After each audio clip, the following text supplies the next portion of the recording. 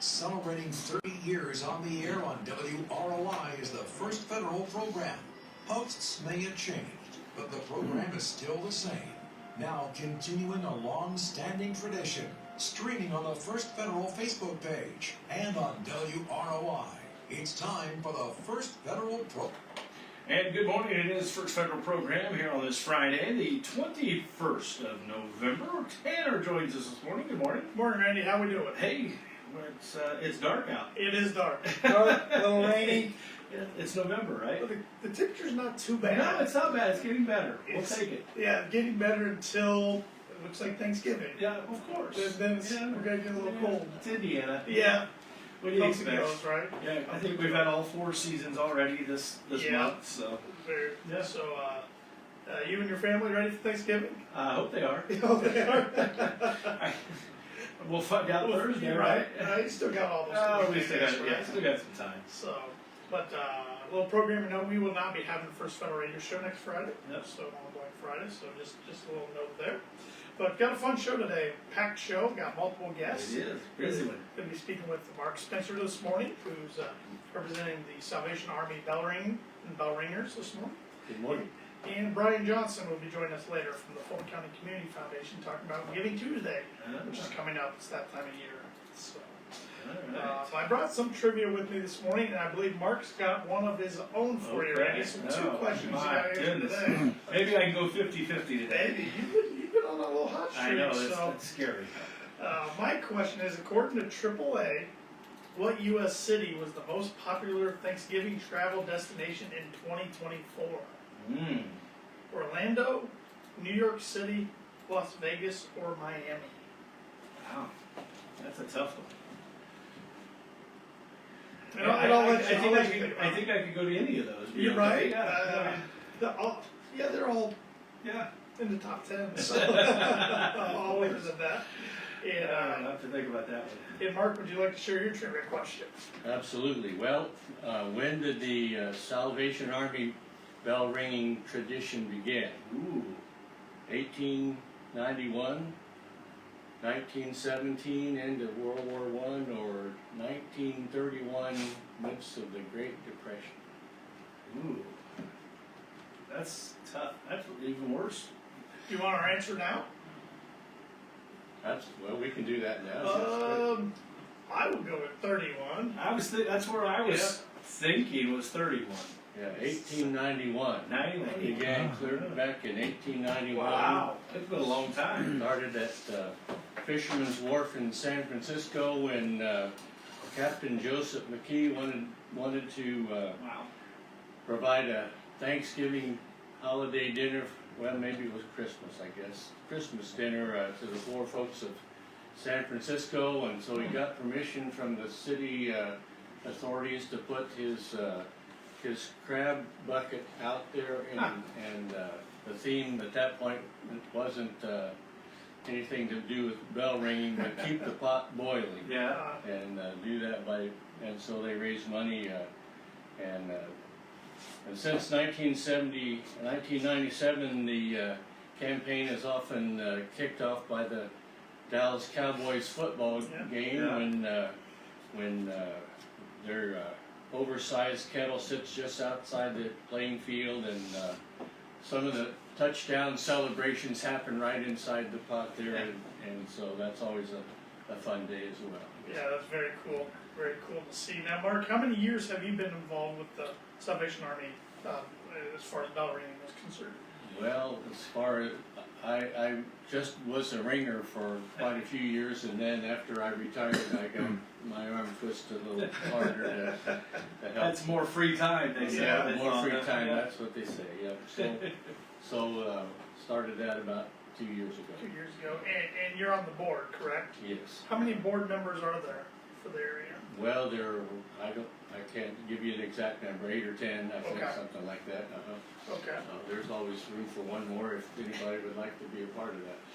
And I think everybody's pretty familiar with, they've seen the bell ringers out in the community, but what certain locations around Rochester are they going to be at this year? Well, there are 4 places. The businesses and folks have been very generous. We have the cold spot out in front of Walmart, and they've been generous enough to let us try out a portable patio heater this year to nice. see if that may be a warm up.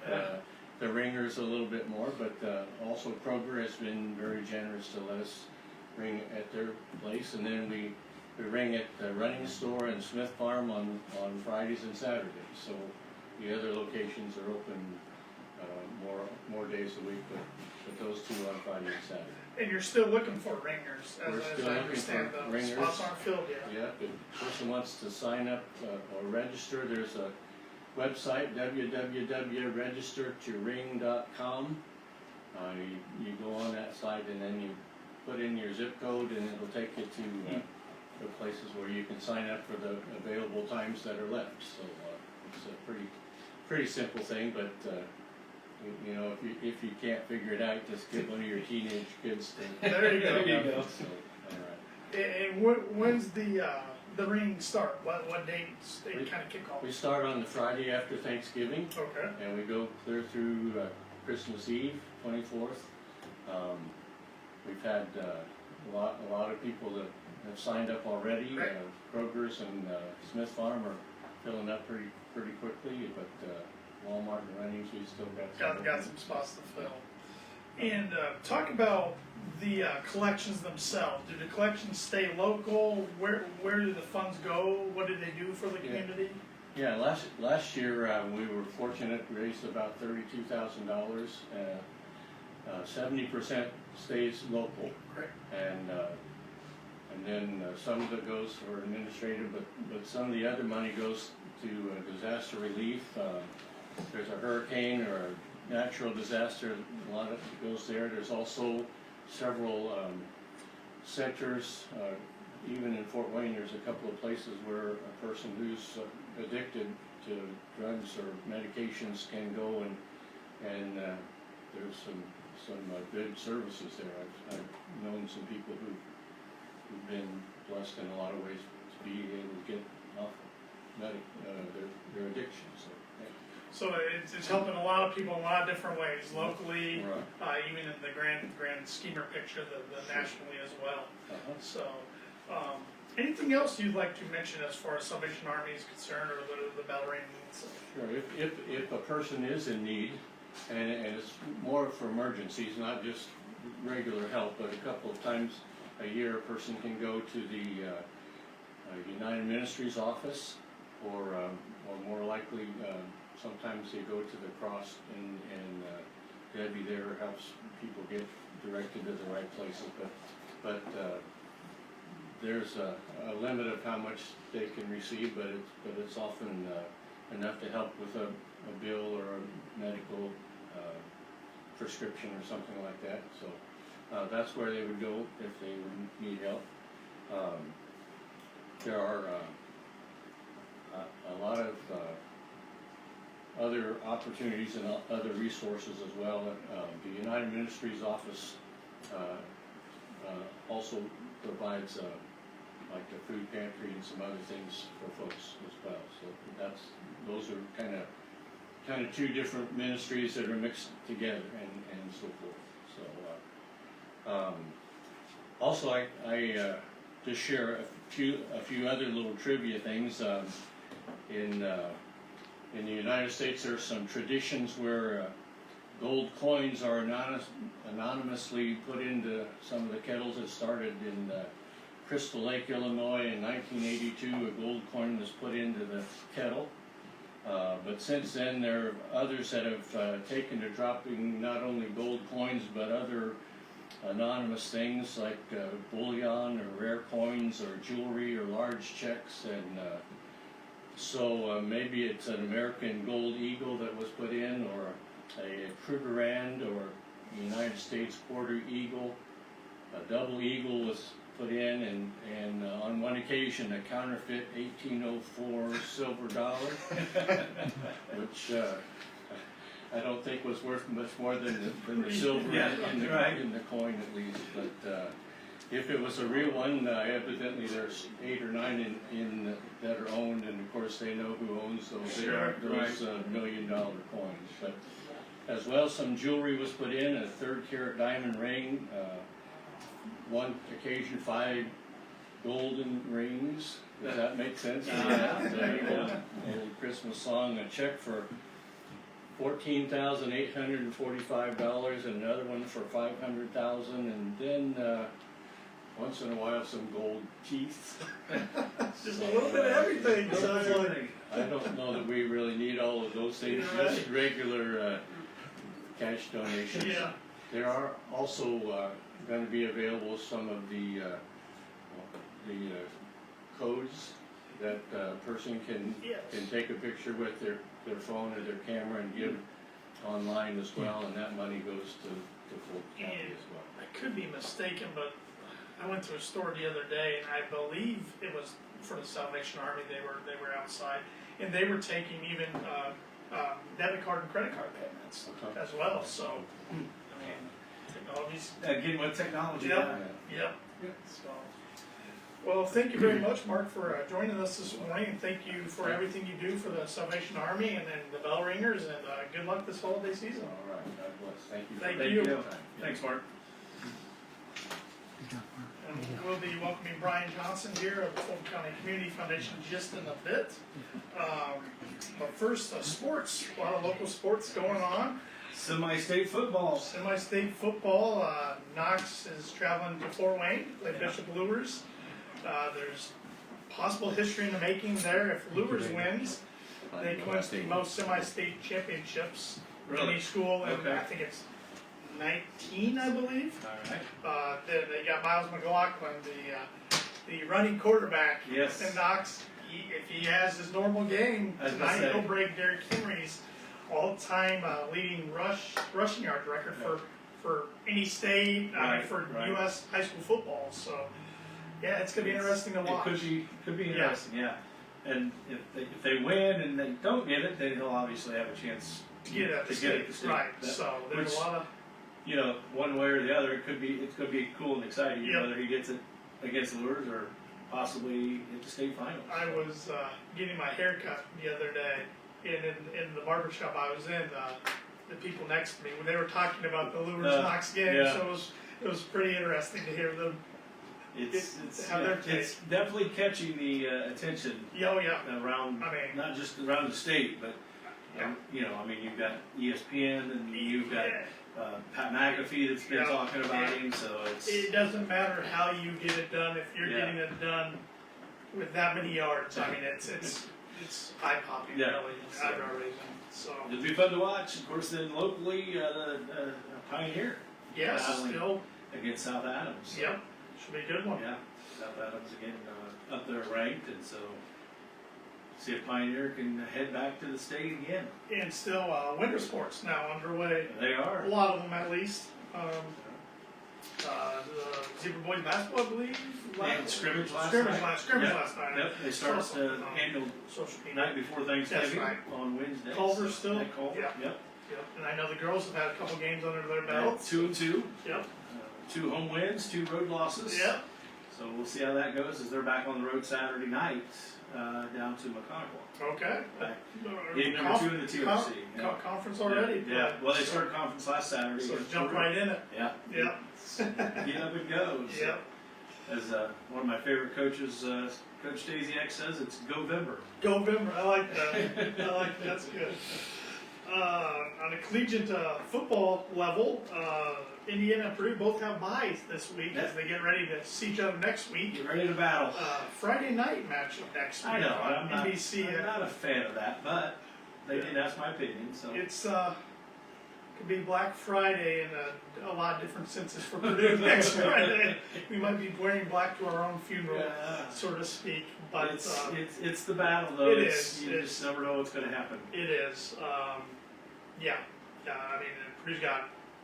They got nothing to lose. Yeah, this is their Super Bowl. I mean, we'll see what happens. They can play that spoiler. Notre Dame is in action this weekend. They host Syracuse, who they started off with a 3-1 record. Now they're 3-7. That game's at 3:30 tomorrow on NBC. Notre Dame's a 35.5 point favorite. So should take care of business there. Then they should take care of business at Stanford, and then I think they'll be in. Yeah. We'll see. Yeah, there's pros and cons. There's an argument there between them and Miami if it comes head to head since they played, but they played week 1. So the good news is if you're a late night owl, you can watch that Notre Dame Stanford game. Yeah, 10:30 kickoff. Yeah, I've seen some in the Big Ten now with USC and all these schools that are 11. I mean, I don't think the SEC likes Notre Dame very well, and so they sticking it to them. Yeah, 10:30. 10:30. So might need an app. Yep, a little nap before the game. Either that or it's going to be a long next day. In college basketball, like you said, it's November. They've all got 4 to 5 games under their belt. Purdue beat Memphis last night down in the Bahamas, and they play Texas Tech tonight. Texas Tech's ranked 15th. They're 4-1 with their one loss being at Illinois last week. That game's a late one, 9:30 tonight on the CBS Sports Network. Boulder's going to have to play a little better than last night, and Texas Tech will too. They beat Wake Forest by 1. Okay. So maybe they're both a little jet lagged. Yeah, it could be. Playing in a ballroom's a little different. I couldn't imagine a normal gym. Indiana beat Lindenwood, wasn't it? Lindenwood. Wasn't pretty, but they got their first real. I would say Marquette was a good one. Yeah. First real home test coming up on Tuesday at 8 o'clock on Fox Sports 1 when they host Kansas State. That'll who's undefeated. Definitely be see how the Hoosiers are looking. And Butler Bulldogs are 3-1. They played today at 2 o'clock on the CBS Sports Network in a tournament in West Virginia. They play South Carolina. Okay. It's 4-0. That'll be a big test. And Notre Dame plays Kansas on Sunday. That game's at 3:30 on TNT. That's played in Las Vegas. Okay. Notre Dame's off the 4-1 start. Kansas is ranked 24th, but they're 3-2. Notre Dame had a tough one with Ohio State. Yes, they did. Yeah. Close loss there over in Columbus. Okay. So, and then NFL, Colts back in action this week. Tough big one. one.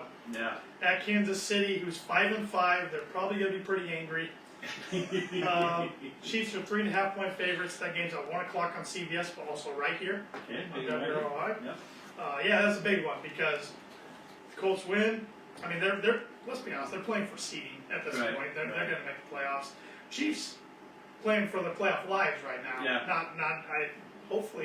Hopefully for my sake, they can kiss the AFC West goodbye after Denver beat them. But it'll be an interesting game. Yeah, let's see, because the last couple, obviously, the Colts haven't looked strong. Right. So hopefully after the bye week, the Chiefs are tough at home. Yeah. I mean after the bye week they can maybe get some guys back healthy. And we'll see what Sunday brings. Start getting in the stretch run. This is kind of when it starts really to matter, of course, according to the analysts. So, and the Bears they're having a good season, 7-3, winning the North right now. They are 3-point favorites over the Steelers, who are 6-4. That game's also Sunday at 1 o'clock on CBS. So once again, same time, same channel for the Colts and Bears.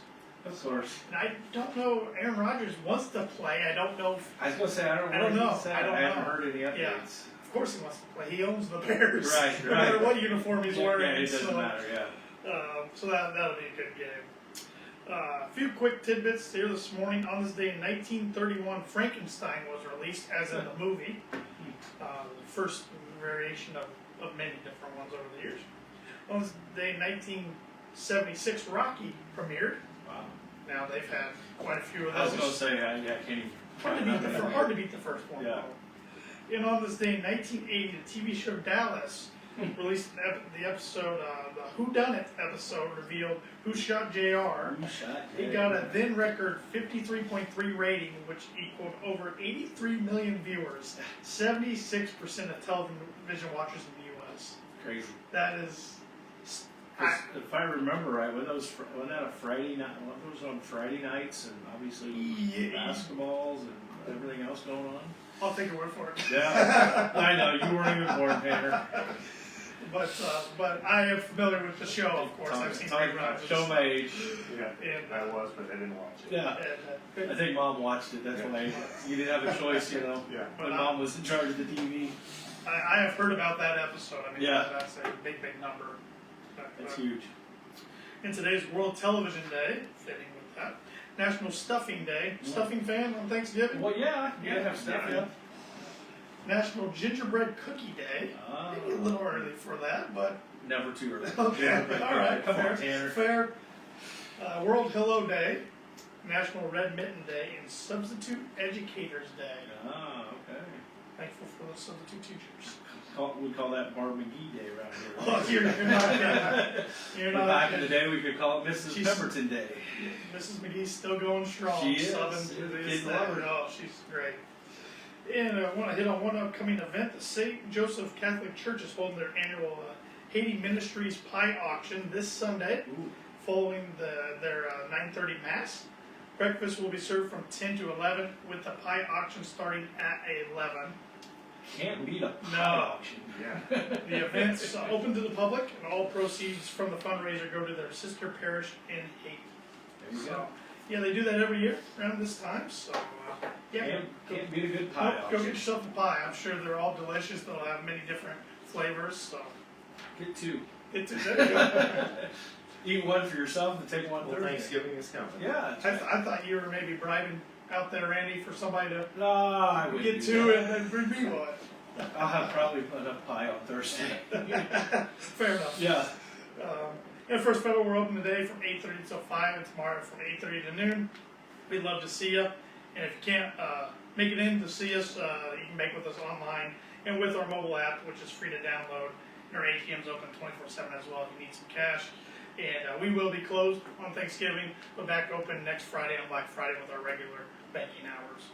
So, and yeah, we will move on to the meat of the program.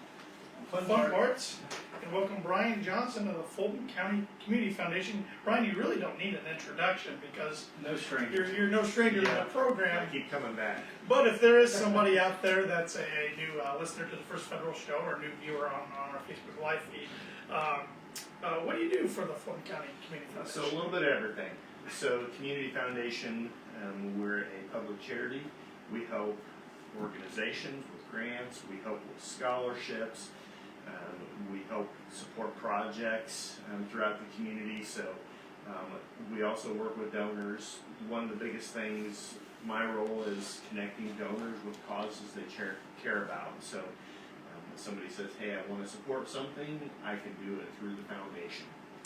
And one thing I know that gets confusing for some people at times is the Fulton County Community Foundation is under the Northern Indiana Community Foundation umbrella Yes, as our the start answer and is blast. yes, Yes. to that question. Same organization. Yeah. So the Northern Indiana Community Foundation actually serves 3 counties in Northern Indiana: Fulton, Miami, and Stark counties. We have the opportunity to have that combined as an organization, but we also have local people in each of those counties that sit on local committees, because that's really important, having people in the community that are making decisions about what is good for the community and what are the priorities for the community. So it's really a great opportunity to have all 3 counties work together, but yet have local experts involved. Absolutely. How many years have you been with the foundation now? So I've been with the foundation about 18 years. 18 years. So yeah, so that's why I keep coming back. Keep inviting me back. That's why it seems like he's been here Yeah, forever. right. And your annual Giving Tuesday event's coming Giving up. Tuesdays. Is that something that's happened all those 18 years you've It been is with the not. foundation? It Okay. is not. That's something that's, I would say, fairly new. Okay. So Giving Tuesday is one of those days that it's actually a worldwide effort looking at charitable giving. You have Black Friday we mentioned, and then Small Business Saturday, although I think that's turned into Small Business Season. So I think you're shop right. at our Right. local Yeah. stores. Little Yeah, plug there. absolutely. While you're at the local stores, drop a few dollars in the Salvation Army There you bucket. Little plug there.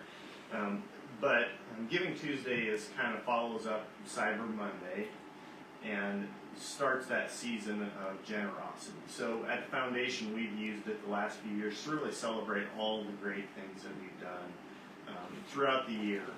And this year it's neat when we look back and look at providing, at this point, close to $1 million in grants and scholarships for needs in the community, celebrating that, celebrating giving. It's also a great time to make an end of the year gift. So it's really a time, this kind of turns into our annual meeting. So we'll be at our office from 10 a.m. to 5:30 on December 2nd. It's always the first Tuesday after Thanksgiving. We'll have lunch from 11 to 2. I hear a rumor that WROI may be there, so listen for Randy's voice. Some interviews here, and we always love to be able to share firsthand from the organizations and people that have benefited. We've also had a new award that we created a few years ago, a Lifetime Philanthropy Award, so stay tuned for details on that. Right around the noon hour on that is usually when we get that interview in, so that'll be exciting as well. And then we also have some matching opportunities. We've been very fortunate. We want to give Rex and Chris and Matt out at Rapid View a shout out.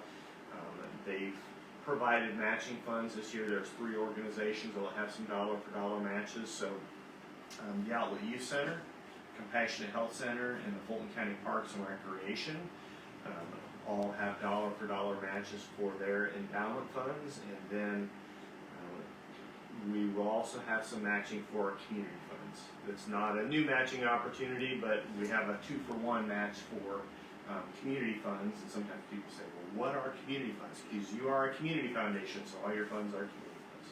Yes, but no. The community funds are the ones that donors will give us the flexibility to be able to support current needs. So those are really some powerful funds to address current needs as they arise. So we do know that we'll have a matching opportunity 2-for-1 for those community funds as well. That's great. And we'll have more details about that. So you have a list of that on We Tuesday. do have a list of that, and if folks can't make it, you can find that information on our website as well. I would also say keep an eye on Facebook, Northern Indiana Community Foundation. We try and put information out about what's going on, so if somebody can't make it the day of, but be able to help celebrate with us during that day. And listen to the radio if you can't make it. And come have lunch. Come have lunch. That's good. Always a good lunch. It is. Yeah. So you see, it seems like every year when we have you on to talk about this event, the success of the event gets higher and higher every year. Yeah. How do you guys measure that? I mean, do you have certain goals? Is there We do for each of the funds that I mentioned. We have a goal to reach for those. So it's between $7,500 and $10,000 for each of those. It's really more of an opportunity for us to share and celebrate with people. Sure. The reason why the foundation can do what we do is because of donors. Obviously, there are things like tax breaks and end-of-year giving and things like that. But this is really our chance to celebrate and say thank you to everybody who's made this possible. We say Fulton County is a generous community. I can point you to numerous examples of that. But this is really a way for us to say thank you to our donors. And we do raise some dollars during the event as well. And it's a really great time. So if you have not been, come check it out. If you're just curious about what the foundation does, we have information about the grants. When we talk about our community funds, over $250,000 in grants from our community funds, over $200,000 in scholarships. There's numerous organizations that we support throughout the community. And so it's just a great time to really celebrate all those things that donors have helped us. and one more time, what's the details as far as date and time? Yes, so December 2nd, we'll be at the office from 10 a.m. till 5:30 that day. We'll have lunch available from 11 to 2 that day. We'd love to have folks stop by, even if you just have questions, you want to find out, you've never heard about the Fulton County Community Foundation, stop by and find out about that. Stop by and meet the staff. Meet the staff. I mean, you and your team do a great job. We'll be there. We'll have board members Board there. We'll have members, some of they the do a great organizations job too, that we've talked about with these matches. We'll be there. Listen to the radio interviews. Check us out on Facebook. All of those things. We try and make it as interactive and as fun as possible, and just really a great celebration of the impact that donors have helped us make throughout the year. Well, Brian, thank you for everything you do for the foundation and for our community. I mean, can't express enough how thankful I think everybody in Rochester and Fulton County is Yeah, it's, are for the it's just a foundation. great community. We have people that get involved, and I sat with an organization last night that was volunteers, and think about the impact that they're making in our community. What would our community not have without that organization? And it's just time and time again we get to see people giving of their time and their talent and their treasures, and it makes Fulton County a pretty cool place to be. Definitely hidden gem, as we like to say. Yes. So, all right. Well, thank you for joining us this Thanks for morning. having me. All right, Randy. Back to the trivia I question. know. Tough one today. According to AAA, what U.S. city was the most popular Thanksgiving travel destination in 2024? Orlando, New York City, Las Vegas, or Miami? Orlando. Orlando. Brian, any It's guesses? Las Vegas. Las Vegas. Todd? NYC for the parade. NYC for the parade. Randy got it. Orlando. There's a mouse down there that's kind of popular. There is. But New York City was up there, and then Vegas, and then Miami down the Yeah. list a little bit. Just, yeah, something with the warm weather too. Yep, you know, warm weather. Yeah, everybody not ready to get Yeah. that up yet. So Yeah. That's what, Yeah. pure guess. Good logic behind Yeah, it. yeah. So, we will close with some words of wisdom from Venus Williams, famous legendary tennis Yeah. player. Just believe in yourself. Even if you don't, pretend that you do. And at some point, you will. Great words, great words. I want to thank Mark Spencer, Brian, thank you, Tanner, Todd. You guys have a great one. We'll talk to you soon. Happy Thanksgiving, everybody.